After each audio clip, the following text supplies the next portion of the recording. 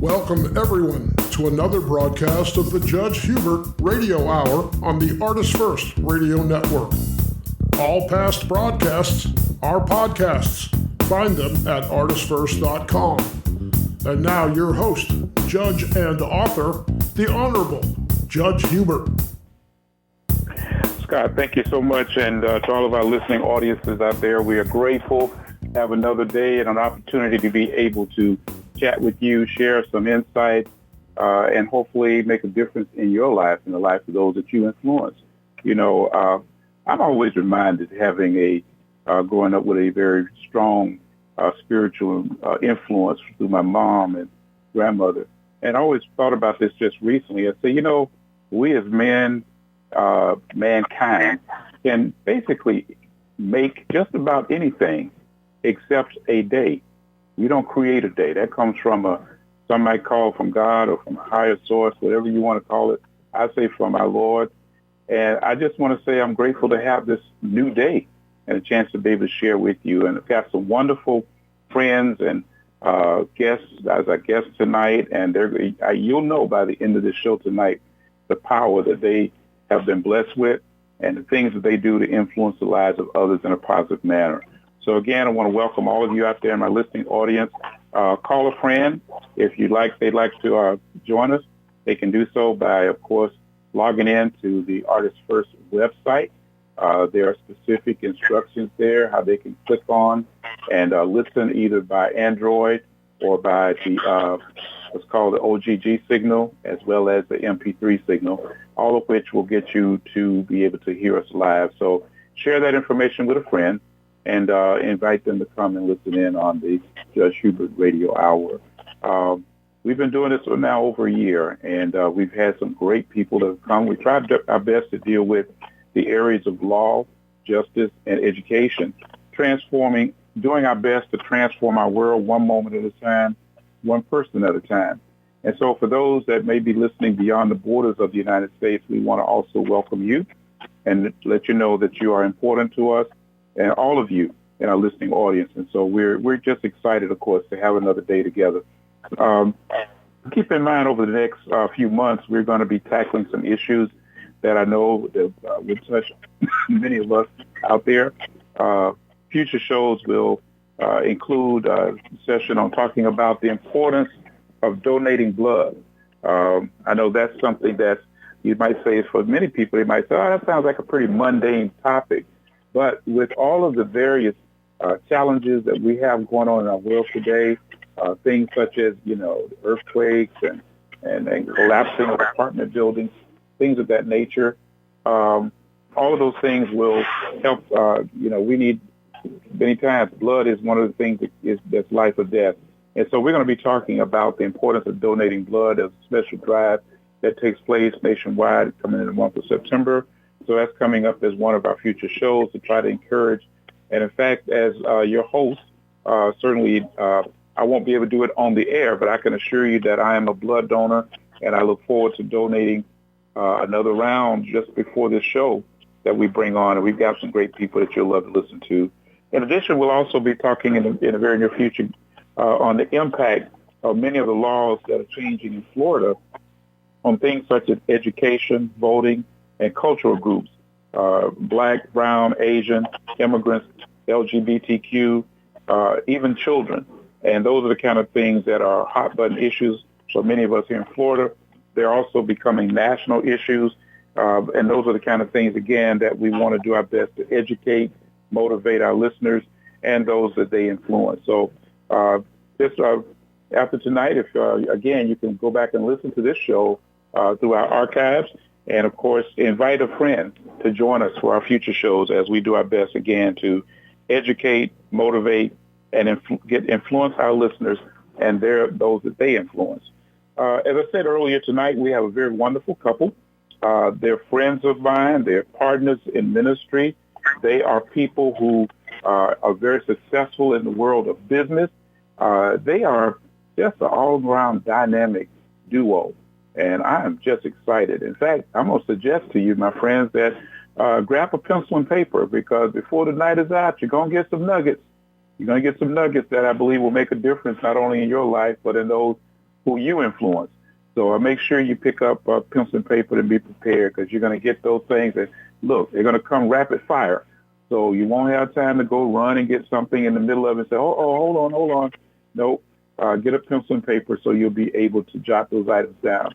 At least also the beauty of it is that you can also go back and listen to this show, which will be uploaded to our website, and you'll be able to go back and listen to it and share it again with friends. So want to bring to our audience, our listening audience here, none other than our good friends, Mr. Kenny Watkins and his lovely wife, Lorene Brown-Watkins.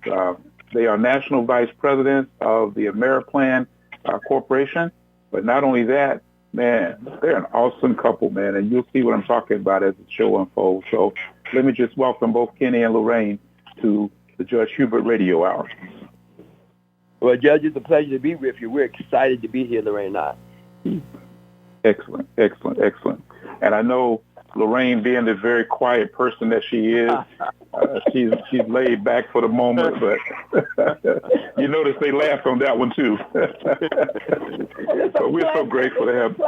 It's a pleasure being here with you, Judge Grimes, and yes, I am the quiet one in the family. Yeah, we go right. back. I was about to say, all right, Lorraine, you better watch out for that lightning bolt now.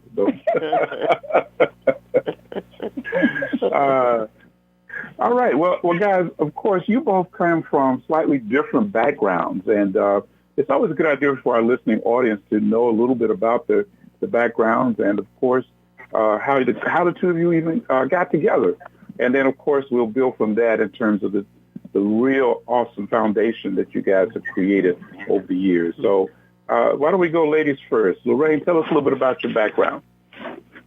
Okay, well, I was born in Panama City, Panama, and I migrated here to the U.S. around 50 years ago with my grandparents. And when we first came, we didn't have ESL classes back then. You know, you had to learn English. I had to go back a grade to learn English and then, go into mainstream. Today you have ESL classes, so you're not forced to learn the English language. So that's where I started, and I was raised by my grandparents in Harlem, New York, and grew up a Seventh-day Adventist, and, was well-churched, from I was little. And I wasn't too great in math, Judge Grimes, but I always knew what 10% was because I've been returning a faithful tithe and offering since I was 6 years old. So I always knew what 10% was. So I'm a firm believer on that. And so I went all through church school. I didn't go into public school. We went through church school in New York, and then, graduated from Northeastern Academy, Pine Forge Academy, which is in Pennsylvania.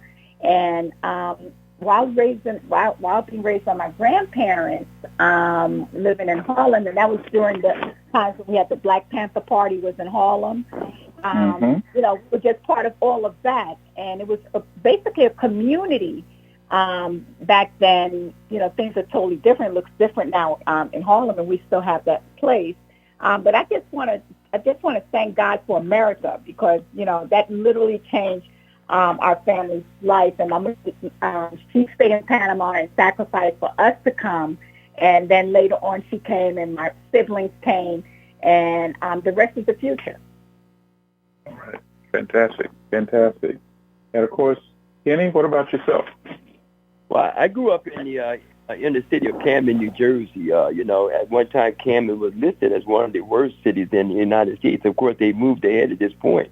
But growing up, I knew I did not want to be like my friends on the corners. I was always a leader, and I wanted to do more. And so growing up, I hung around with older kids and older men, and I had two gentlemen that were mentors to me. And that's why I always knew that it was important to be a mentor to young men.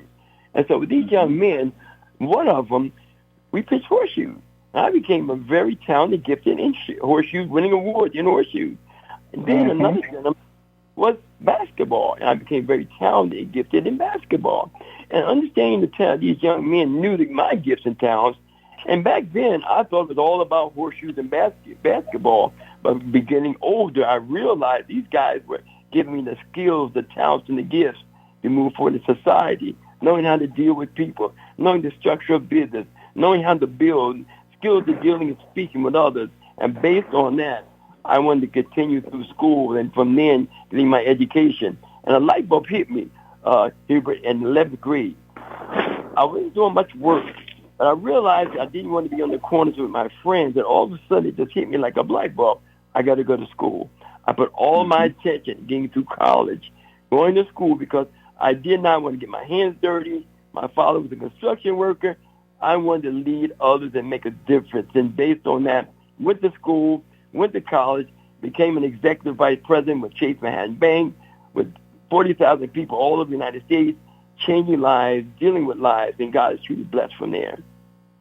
Fantastic. Yes. And of course, that sort of set the stage, your work as a bank exec sort of set the stage for you to one day meet the woman who became your lovely bride. How did you guys meet? Well, we were a blind date. It's funny, really, because a friend of mine who was a friend of Lorraine, she tried to get me to meet Lorraine for about 3 or 4 years. But I was always traveling, doing business, doing different things, and I didn't have time. So one day she called me and said, Kenny, I was working up near New York. She said, come on down, go to church, have lunch at my house. It was not her house. It was Lorraine's house we were going to. So we got to Lorraine's house. Lorraine locked me in the door, Judge. He won't let me go. And that's how we met. and the rest of the story. And Judge Grimes, let me add on to the story. That story. She was trying to introduce me to Kenny as well, and I didn't have time. I was traveling and all of that. And not realizing, eventually I met a cousin of his who was trying to introduce me to this person. And I said, just don't bring me I said, I'm not interested in finding anybody and looking for anybody who is no church guy, who's some deacon or something like that, who don't like to have a good time. And she said, no, I just want you to have dinner at your house. And when he came over, my family was here already, and we was having dinner. I didn't know, really what was going on. And that's the rest of the story. And then Kenny, I kept trying to push him out, tell him to go home. And he kept wanting to eat more and more and talking to the family, trying to get in. So that's where we are today, 27 years later. But just so was it the food that was keeping him there at the house, or was it the conversation with this lovely young lady? Nah, it was that beautiful young lady that I kept looking at. But let me add to the story, though, Judge. It's amazing how God brings things into situations. I was going with another young lady who was a business administrator in Philadelphia. And one day, she told me this young lady came into her office, and we weren't getting along that well. And she stated that this young lady was probably be good for me. It was Lorraine. Wow. Wow. Works out things and brings so many different ways, so many ways that you all were in a circle, and God was putting those circles around you guys to make sure that you did not get away from each other. Isn't that amazing? That's true. Wow. Now, of course, Kenny talked about being a bank exec, Lorraine, but you had a different background. What was your background when the two of you met? Well, my background was a computer programmer, and I lived in California. And, I just was kind of uneasy because I just wasn't, making the kind of money that I wanted to make. And a young lady in California, I was living in Sacramento, she invited me to an awards show. And she wanted me to come that night because she was going to get awarded. And I went into this meeting, and I saw she was a top show giver. I said, Nina, how did you get, I said, I would like to do that. She said, girl, you would never be able to do that. And the rest is the future. Why did she tell me that? And in life, so many people stay in situations because of something a loved one, a parent, a friend said that you couldn't do. But all that did for me, Judge Grimes, is she just put fuel, and I found out exactly how she did it. And guess what? I was a top show giver the next month, And the rest is the future. I got involved in direct sales about 35 plus years. I haven't worked for anyone in 35 plus years. So when I met Kenny, I was already in the industry as far as network marketing and coaching and building a team. And we kind of meshed together. And, during that time, we traveled all over and did some awesome and phenomenal things through those years. And today, 27 years later, we're together and, we joined forces together.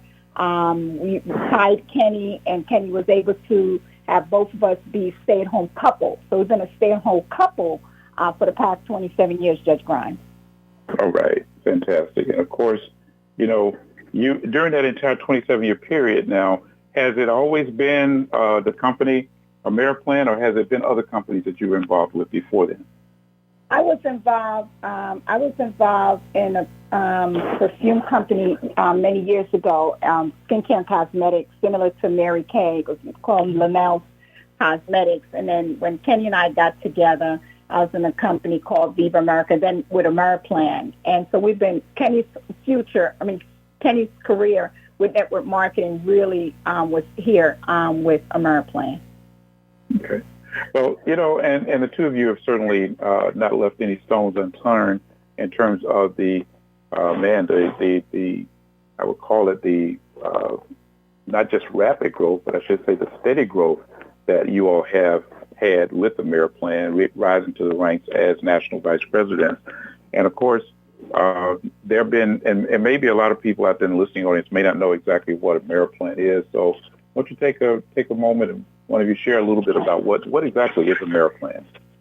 Well, AmeriPlan is a 30-year-old company, and we market dental and medical benefits. There's so many people that don't have benefits today, Judge Grimes, and what we do is help people save money on their benefits, and dental is our flagship product. A lot of people may have regular health insurance, but the dental is a big one that most people have to go in their pockets. So the dental is a big flagship product, and we can save individuals up to 80%. So the majority of the population has some type of regular insurance, okay?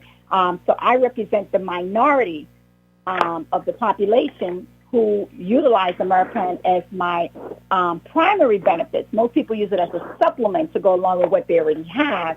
And what's so exciting about it is that the masses of the population either could use it, they need it, or they might be looking to generate additional income. But the company itself has been around for 31 plus years out, and they're home based out of Dallas, Texas. Okay. And if any of you out there have an interest in wanting to know more about this, even after the radio show is over with, you can certainly, we're going to, again, keep your pen and pad handy, because at the end of our hour, I'm going to ask them to give us their contact information. So if any of you all want to do any kind of follow-up with them, whether it be for the business component or whether it be for the healthcare component, because everybody needs healthcare. And, of course, there are different layers and levels of that in our country today. And we know that there's always seemed to be a fight going on in our country. And healthcare has been something that people have been fighting, I guess, maybe even over 100 years. So we think about it, even going back to the time of the Great Depression, one of the things that the president at the time, President Franklin Roosevelt, was able to do was to start what was then called Social Security. And here we are almost 100 years later, certainly 75, 80 years later, and that was one of the fundamental bases for healthcare recovery in this country, to help promote long life, healthy life.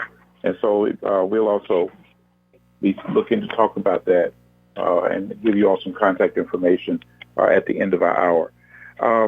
So you guys went and did AmeriPlan, and of course you got other kind of business ventures. And one of the things I always like to hear whenever either of you are doing a presentation, and I've heard you many times, you always give some solid advice. So for those young people that are out there, and Kenny, you said this in your earlier comments when you started talking about, you were good in horseshoes, you were great in basketball, but something clicked that you needed to do more than just those physical skills. You needed to do more. And you guys are also heavily involved with mentoring young people today. So talk a little bit about some of the things that you share with young people in terms of helping to guide them in the same fashion that you were guided out of what was then the horrible situation of Camden, which is, of course, and for those who may not be aware, Camden is now turned around. It's done a 180-degree turn. And in fact, I actually saw a documentary on the city of Camden and all the wonderful things that are going on there now, overcoming some of the past negative behavior. So, but talk a little bit about what are some of the things that you tell young people today in order to help promote them or push them down a path to greatness. Well, yeah, as you mentioned, Hubert, our young people have so many gifts and talents that are left that we don't see because we don't spend time enough with them. Sometimes they get lost in the shuffle because life gets in the way. Gadgets, the peer pressure is so tough out there. But these young people are really gifted and talented. So it's important to find out what those gifts and talents are. So what we do is try to relate to them. Relate to things that they like doing, relate to where they're going. And if you relate and get their attention, you can build on what they have and what they can give. And so that's what we try to do. We try to relate to them by, spending time with them, going bowling, going and having game situations and working with them, sitting down and seeing what they like. In other words, like, for instance, I go involved in Camden with the Board of Education. I'm involved with the mayor and the governor. So now you have programs. So now you get those interests. Young people like social justice. They're involved in issues within social justice. They're creative. So you take them to these meetings and let them voice their opinions and let them show what they can do and the gifts, how they can be using those gifts. So now with that mentoring them, you can mentor them now to be. For example, Lorraine works with a group that they have mock trials each year. So now these young people can see what the court system is about, see what an attorney, see what a judge is all about, and they're getting the skills of it. And it's very well taken, and some of these young people now want to be judges. They want to be attorneys based on just getting involved and getting them in touch with other attorneys, with other judges. So we get them in touch with other people with skills. I go to school and show young people just a couple of months ago how to tie a tie. But at the same time, tying that tie with these 50, 60 young people, now you're building into them, finding what they're all about, growing them, and then sticking with them, taking them step by step, showing them what. I also built a program in the city that I have for us, Bills, Wills, and Life and Death, and basically going through management programs, how to do checkbooks, how to manage your businesses, and what to do, how to start a business, how to put a business plan. So now you're using those skills that they have, you grow with it. At the same time, you have their attention. And these kids take it, they enjoy it, and you follow through with these young people. And before you know it, you have your next mayor, you have your next judge. All right. And, I'm sure that you all don't do this in order to count heads, but like you just mentioned, those are some of the categories. But what are some of the other categories that you've seen success stories that have come about because of your pouring into the lives of these young people? Well, we've seen a lot of our young people because we've had like I've created a cotillion through the years for 4 or 5 years with the kids in the city of Camden, and teaching them different skills and how to take care of a house, how to take care of an apartment, how to fill out an application for a job application, how to dress for an interview and things like that. And today, Judge Grimes, kids that we worked with 25, 20 years ago, they're mentoring, they give them back, and, it's great when we see them and say, Aunt Lorraine, I'm doing the same thing that you did for us, and doing the same thing for the kids that you used to do for us. And that makes you feel great. Like even when we go into the juvenile facilities to do mentoring and to do seminars and things like that, it really helps. Because we get a chance sometimes when they get out, that they come back to the church or they give us a call to, let us know that they're doing great. And those who fall down and, have a hard time getting back up, we just don't acknowledge the ones who are doing great. we acknowledge the ones who are having challenges, because with every challenge, sometimes they have to do some type of trauma that happened in their life. But I just want to go back to what Kenny mentioned, Judge Grimes, as far as this mock trial. Because we adopted the school in Camden, so I partnered with a good friend of mine. Her name is Judge Ingrid French. She's out of the city of Camden as well. And this is our 5th mock trial, and we deal with 5th graders. Okay, and it's a 6-week program, and you have attorneys, about 10, 15 attorneys who volunteer their time for about 2 hours every week for 6 weeks, and we go into the school and just work with them and mentor them, and we actually have a trial, in the courtroom. And we have the newscasters, and it's a great thing. It's a great thing, and we believe that, in every area they should do that, because it gives the kids an opportunity to see a different side. Then, of course, before we even start, we have the police department come in and do a seminar, and they get to talk to the police officers, and, because all police officers are not doing crazy stuff. There's a lot of great men and women in blue. So we bring that to just bridge that gap. And so those are some of the things. We see them throughout the year when they graduate. So that's why we have so many graduations and things like that. Because it starts, and we figured at 5th grade is a critical age before they go into middle school. So that's why we've done it with that particular group of the mock trial. And it's just so many great things that's being done, because the kids are, they are our future, but the future is today. And they always ask, well, Mr. Lorraine, what can we do? Mr. Kenny, what can we do to, so we want to make a lot of money. And I always tell them, slow nickels is better than fast dollars. Slow nickels is better than fast dollars. And you have to, duplicate yourself first before you start multiplying, as far as you can't go from broke to rich. Everything is gradual. You got to take each step. You got to take each step. You see the staircase, but you got to take one step at a time. And so we kind of blend in and kind of pour into them on a consistent basis with things like that. It's just not spiritual, because, you got to be the Jesus to those individuals, to those kids, because some of them are not churched, like we were churched, back in the day. Back in the day, every single person, went to church at the end of the week. They don't see that today. So we have to come from a different angle. And I believe with things that you guys are doing there, and, I think each one reach one. And is it going to happen overnight? No. Just like with your book, we made sure that your book, Judge Grimes, How to Keep Your Son from Going to Jail, we gave that book out, and, we always talk about that, because it's critical. It's critical. We can't wait for something to happen before we step in. And I don't want to just go on a whole tangent, but when it comes to the young people, we're passionate. We're totally passionate, because, everybody has to be able to just reach back. You have to give money. Time is critical. And if you have the time, I just want to appeal to everybody out there, we got to reach back and help our young people. I'm just excited, and I could listen to you guys all night long, because you're always pouring into people. You're always pouring and talking about how to make life better for others. And as a result of that, you have impacted the lives of thousands, many that you will never even know, because like the young people were saying to you, they're now doing what you taught them to do. And they're passing that on to the next people and to their friends and to others. And so often we hear only the negative stuff going on in our country.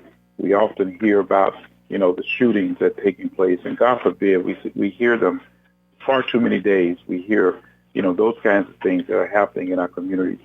But not enough is spoken about the positive things that's happening. And the adults who are taking time out of their schedule to do what you're doing. And if there are those out there that say, but how do I get started doing that kind of mentoring? How do I get started being able to relate to young people? Because, I just never have done it before, and I need somebody to show me how to get those things done. What would you suggest to those people who may be in, whether they're in urban communities or small towns or even in rural countryside? What would be your suggestions of how to get people started to do some of the same kinds of things, just touching one life, one at a time. I just want to say, and then Kenny can actually jump in here. Number one, I believe you got to pray about it.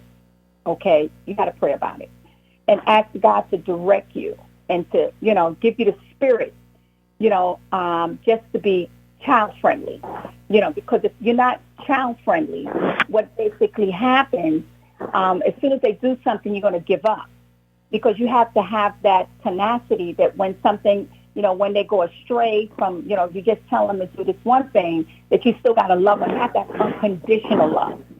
And you can't be so high and mighty. You got to come down to their level to a certain degree just to relate, because they have a story just like we have a story.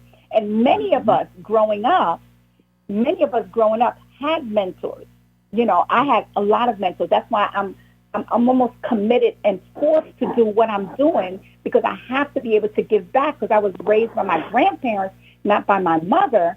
And I just know the community, the village. I had a village, and we have to create that village, even though, you can't be hands-on and things like that. There's still a way. It doesn't take a whole lot of kids. Just take one. Take one. If each one reach one, okay? Go to your school and ask, if there's any way that you can volunteer. And we have to be careful today. There's a lot of, things that you can't do at the schools. But you just got to start building relationships one person at a time, one school at a time, one grade at a time. And that's how it starts. It doesn't start big. It starts overnight. And if one thing with kids, once you say you're going to do something or be there, you have to show up. We're old school. What they say, our word is our bond. And rain, sleet, snow, well, you guys don't know about all of that, but rain, sleet, snow, hail or whatever, we're there. And trust me, everyone who's out there, if you're listening or you share this with someone else, everybody has something to bring to the table. Everyone. I don't care what it is. And our goal is to bridge the gap between the elderly, the older folks, which, Kenny's now one of the older folks and the young people. And how do you do that? Our older folks, they come with wisdom. But we have to be able to know how to bridge that gap. And we have a lot to offer. Each and every one of you have a lot to offer these young people. They're hurting. They're crying out, not just the one in foster care. And I just want to also share that, this is graduation season, proms. Everybody's giving accolades to the ones who are graduating. Yes, we're not going to take anything away from that, but kind of glimpse at the ones who didn't make it, who didn't quite make it to graduate. We still got to pat them on the back and let them know, everybody gets a turn, and your turn is coming. And I could go on and on, but Kenny, I know you probably want to jump in here as far as this is concerned as well. Oh, without a doubt, as Lorraine has mentioned about bridging the gap, one thing we did, we realized, first of all, you have to realize there is a gap, that young people think totally different than we do. Their culture is totally different. So what we did, Judge, is we had a Zoom session. And what we did, we invited, we have a club called 50 Plus that Lorraine's a part of. She barely made it. 50 Plus. And so what we did was, on Zoom, we invited 4 young people, one in high school, one in college, one in their 20s, mid-20s, one in their 30s. And we only had 2 questions. Why do you think there's a gap? And what can we do to change that gap? And let the young people express their opinions. And it went over well. They got a chance, the older 50 plus, they got a chance to hear these young people discuss about their challenges, why you don't relate to me, some of the things that we can do better. And once they did that, you can start building on that relationship. There's a big gap, but we want to bridge it. Take a young person, one that you relate to, invite them to a session where maybe bowl, and invite them to a session where you can do a movie, invite them to a session where you can just have a get-together, play games.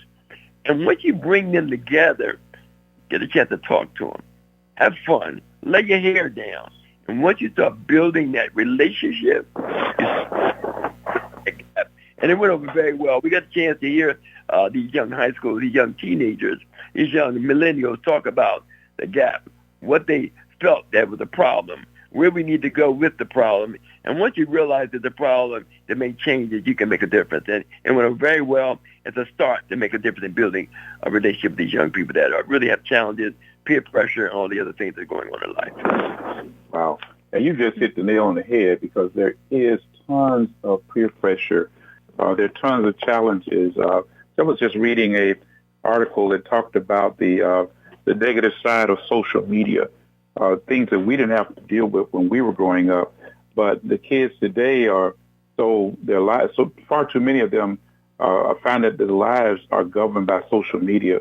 They look at TikTok and see how some people look, and they want to look like that. And if they don't look like that, or if they don't dress like that, or they don't get the number of likes that they think that others have, then many of them find themselves getting into depression and getting into all manners of reactions and responses to that depression. But having a mentor or somebody that they can pick the phone up and call and just say, hey, I just need to talk to somebody. And sometimes they can talk to parents, and sometimes they can't. And that's where uncles and aunties and, as you said earlier, the village that they have around them. And so, again, for our listening audience out there, if you have never heard the phrase before, it takes a village to raise a child, it does. And sometimes it takes several villages to raise a child, because and this is one of the important things today, we're not isolated. We should not be isolated. Far too many people are. And we've got an assignment, no less, of being able to be those who will help to bring the next generation to a place. I used to tell kids in court sometimes, I said, I want you guys to grow up and be highly successful. I want you to, become the best of whatever it is that you choose to be. I want you to make a lot of money, because I want you guys to be able to pay my Social Security when we get to that point. And of course, they give me that look like, what? I said, yeah, I mean, I said, if you want to talk about what's in it for us, those of us who crossed over that 65 number, it's because, yeah, you guys, just like we did it for the ones that came before us, that's a continuing pattern. So it might not be in the form of money, but it might be in the form of caring and just being there, so that we can still become family as much as we can. Now, Kenny, one of the things that, we're all tied together with is not just with the mentoring side, but I recall some years ago the creation of our morning prayer line. And I remember when I first heard about this prayer line, and I heard this phrase that Lorraine had come up with, and it was something to the effect like so, and I hope I'm quoting it correctly, but it was like people were coming to you and asking you how to help solve many of their problems. And you said to them, look, I can't solve all your problems, but I can tell you who I go to help me solve my problems, and that's through prayer. Elaborate on the whole start of your prayer line. And of course, we know that this is for every day, 365 days a year, across this whole country, you make an opportunity for prayer available. And many people that may not have thought that that prayer and business could go together, but through the work that the two of you have done and the leadership that you have established, we have seen it work, and we've seen many miracles take place through the prayer line. So talk about its start and its growth and its continued efforts and impact upon the lives of other people. Well, I'll let Lorraine get really deep inside the ball, but we believe in the center of everything that we do. Center. That's the first thing with Lorraine and I. No matter what we do, we believe when we get up in the morning, when we stand up, when we speak, every action, business at the center of our lives, and we understand my saying, much prayer, much power, much power, much prayer. So we believe that, and that's our lives. And so Lorraine, looks at it. She's really dedicated, and she puts a lot of time and energy into it because we understand the power. God uses us, how He blessed us in so many ways. And so based on that, we want that to be the center And I'll let Lorraine go into depth as far as what she does and how we've developed that prayer line. That's so many times all the time. Yes, 23 years ago, because we always had conventions with our company, thousands of people. We had an annual convention. So at a convention, a lot of our sales team, different individuals, they're complaining different things. I said, look, I can't help you do everything, but we can just, introduce you to where we go for our strength. And I told Kenny, I said, I think I want to start a prayer line, but I said, I don't know how that will work. Let's go for it. And, just started with one person, and then the rest is the future here 23 years later, every single morning. So at every convention, and Judge Grimes, you were there as well, every convention, we would get an opportunity to have the prayer line, but we have it in person because we weren't able to see these people. So every year, for at least 15 years or so, we were able to see everybody who is on the prayer line. And I told them, don't change their voices, that they have early in the morning. So you kind of recognize the voices. And that's how it all began. And so every single morning, 365 days a year, for the past 23 years, we just celebrated 23 years with our prayer line. And we have, and the only name that we lift up, Judge Grimes, and you know this because Judge Grimes is with us every single morning, is the name of Jesus. So we don't talk about your pastor. We don't call, so we have all individuals from all walks of life who join us from all different denominations, and people who are unchurched, joined us, and, eventually now they're church. And now they go to a house of worship. And so the phrase as far as you can't mix business with pleasure, or you can't mix business with religion, we with us, it's everything, and we just encourage individuals on a consistent basis to just move forward and to do some awesome things. So we've seen, we've heard babies being born. We have marriages. Pastor Grimes, Judge Grimes just, officiated a wedding last year to one of our prayer partners.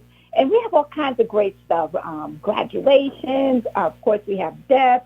So we're in everybody's life. So we're all one big family. One big family. So when Judge Grimes mentioned as far as us coming on here, of course, we can't say no to him. He's, besides him being one of our prayer partners, he's just a great human being, doing some awesome and phenomenal things. So of course the check is in the mail, Lorraine. The check is in the mail. No, I'm on my way to Daytona Beach, so I can come and enjoy my day outside where your name and your book is out there. So we're just proud.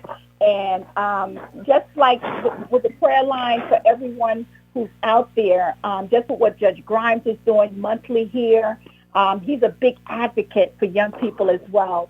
With what you're doing there. And we just want to encourage every single person. If you don't have a prayer life, get one. You don't need nothing special. It doesn't have to be any special words. And our prayer line is just really 30 minutes where we have music and all that kind of stuff. But whatever it is that you have bubbling in your spirit, go for it. Go for it. It might seem like unconventional, but just do it. Be like Nike. Just do it. Don't talk about it. You got to be about it. And just like the kids say, deuces, that's what you got to do. You just got to do it. Find a young person and just listen to them, and you're going to find yourself saying and doing some things. It's not your character, but it's their character. And I'm not saying we're going to do totally different things. No, we still, represent who we are, and we represent God above everything.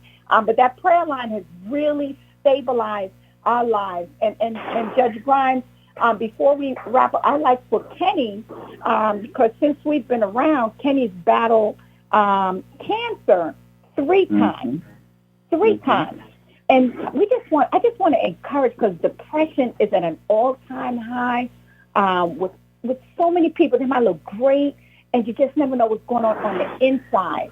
But talking about the power of prayer, prayerfully encouraging somebody to just step into your greatness and just know that take care of today and tomorrow is going to be okay. Don't worry about what's going to happen tomorrow. If you do what you have to do today, tomorrow's going to be okay. And I just want to share something that all of us, every single person, whether you're listening to us right now or someone's going to listen to you tomorrow or the next day or whatever, all of us have something in common. Either you just came out of a problem, you're in one right now, or you headed to one. So we're all on the same page. We're all on the same page.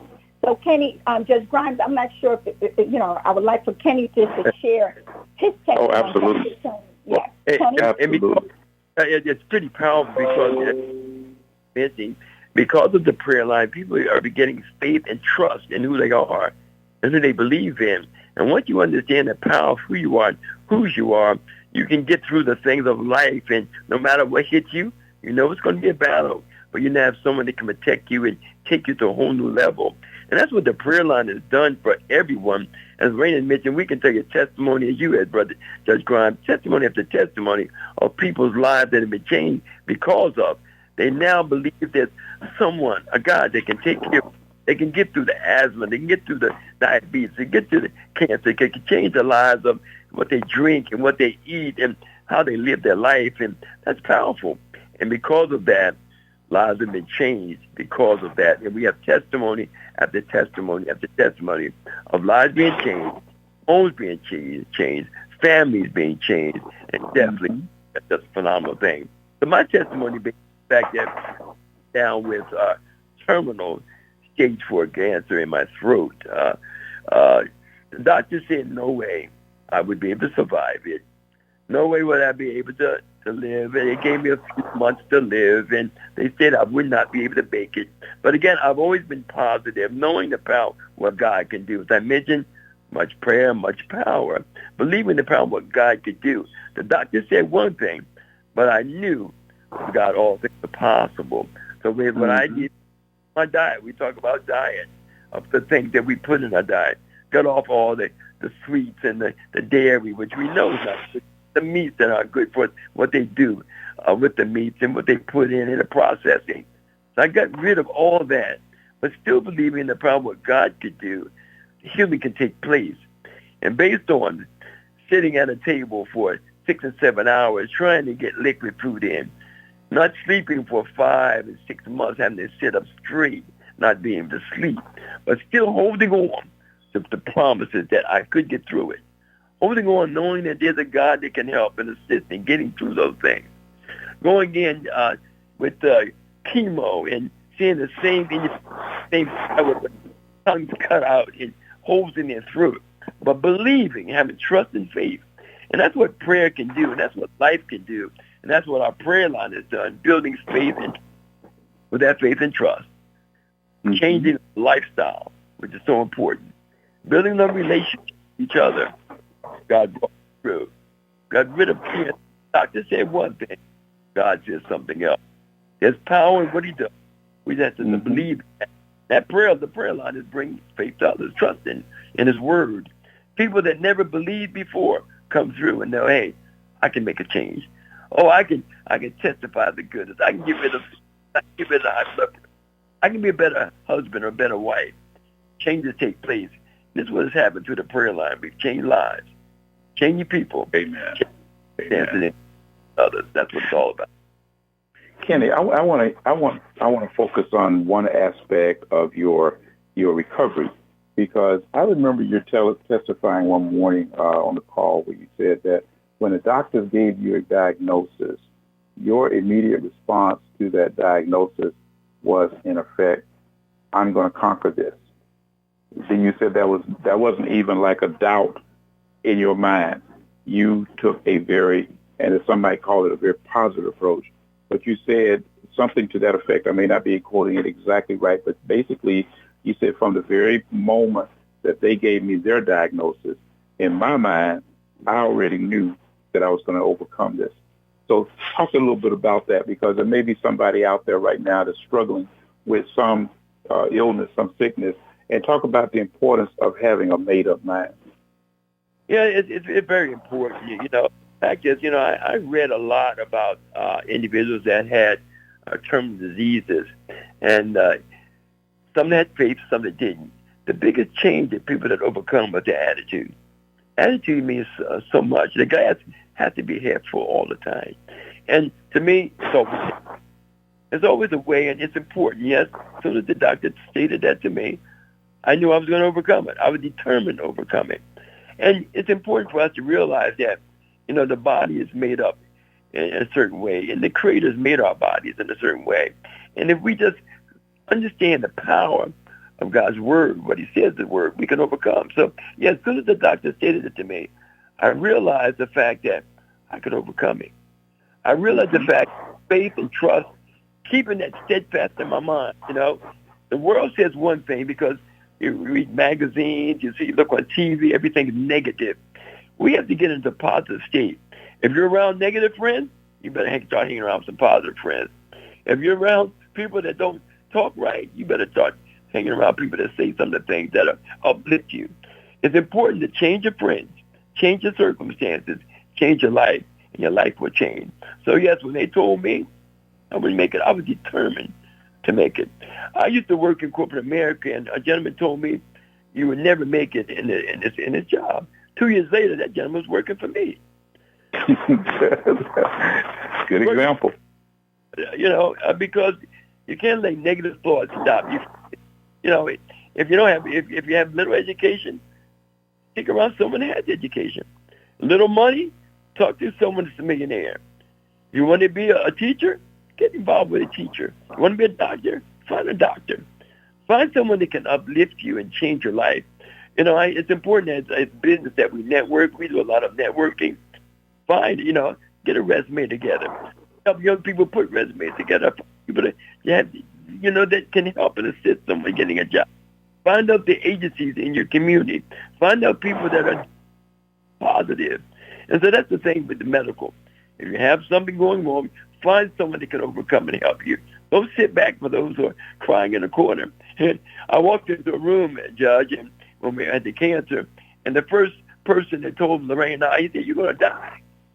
He told me. He said that when Lorraine and I walked into the room, he mentioned I was going to die.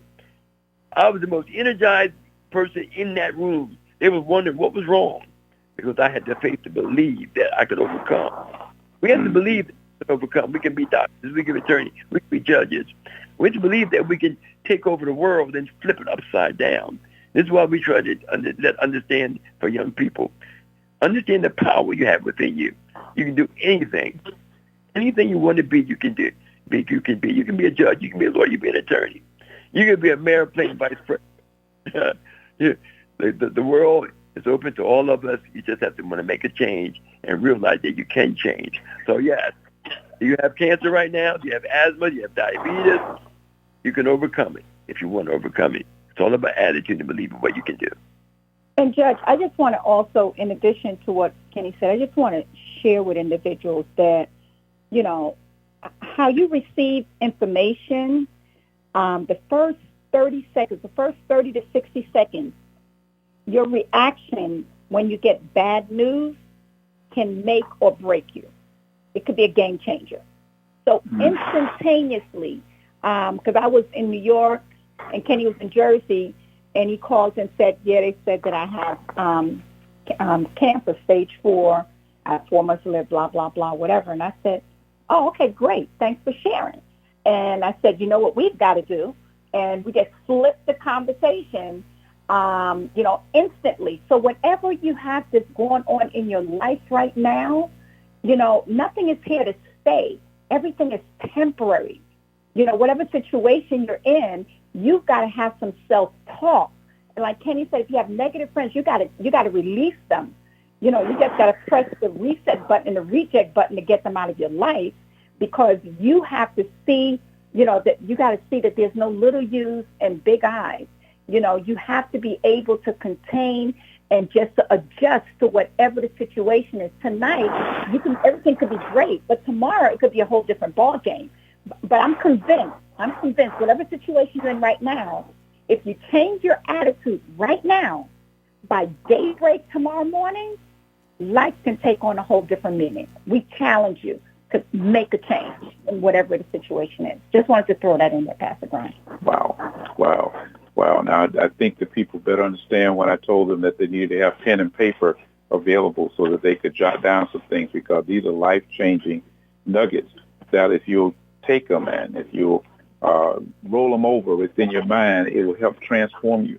You know, one of the things that I want to share with you all is that as a result of the prayer line became the motivation that allowed me to write my second book, because as Lorraine always gets led by the Holy Spirit in terms of assigning people to do a devotional message. And, she comes up with these, sometimes it's just a one word. I need you to do a devotion on gratitude, or a devotion on faith, or devotion on salvation, or any of a host of it. Well, over I've probably been with you at least maybe 20, I think close to 20 out of the 23 years. And during that time, I began to, as I developed devotional messages, I actually am one that I love writing. And so I would write those things out. And ultimately, I ended up one day saying, look, why don't I put these together and see if I can't make it into a book? Because in doing so, I can help encourage other people who may not be necessarily with the prayer line, but how many other people could benefit by having something that is a little 5-minute nugget that can help them get their day started and help encourage them when they're going through some challenges. So again, I attribute that back to the prayer line and the success of that book. And as you have shared with many other items, you're constantly asking people for praise reports and what's going on in their lives at the end of our prayer session.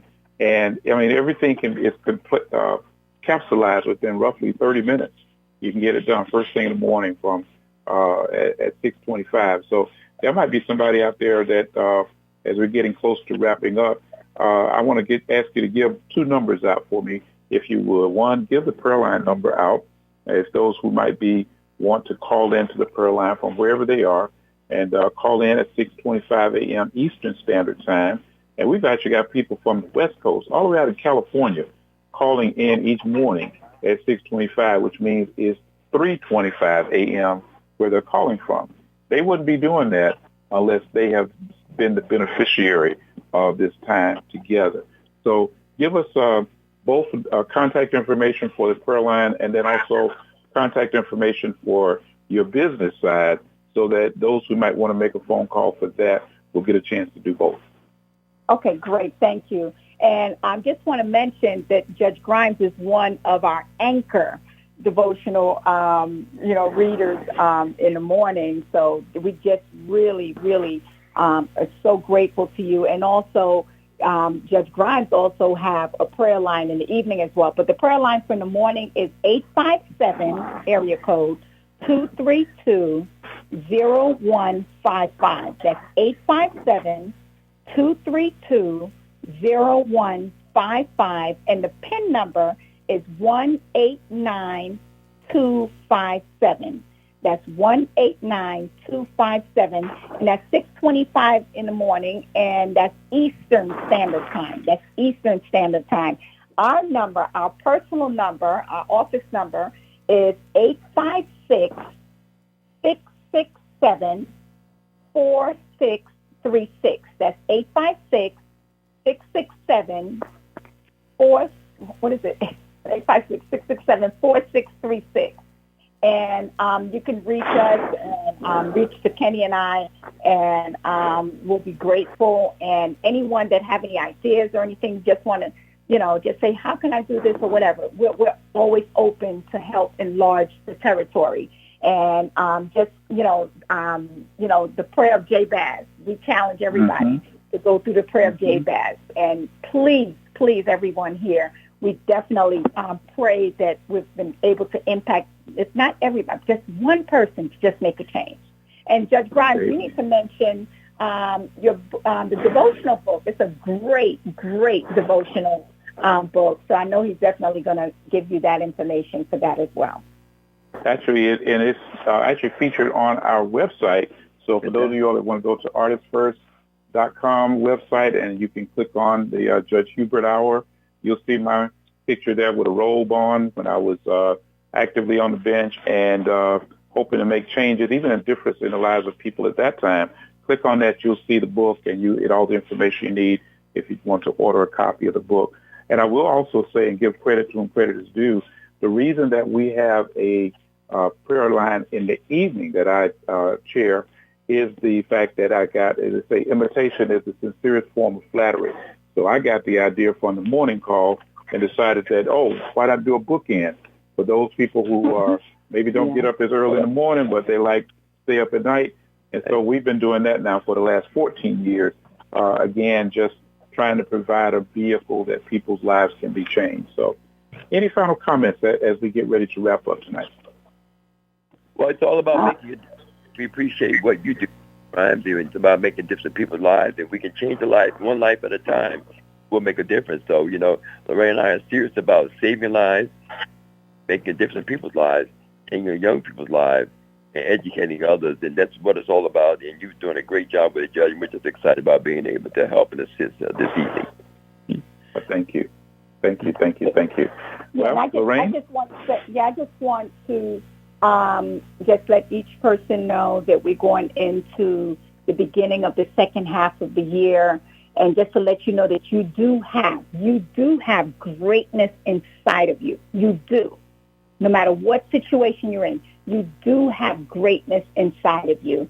And all you have to do is just believe that, believe in God, and believe that you do have that greatness inside of you. And anything that you want to do in life, everything, not some things, but all things are possible. All things are possible.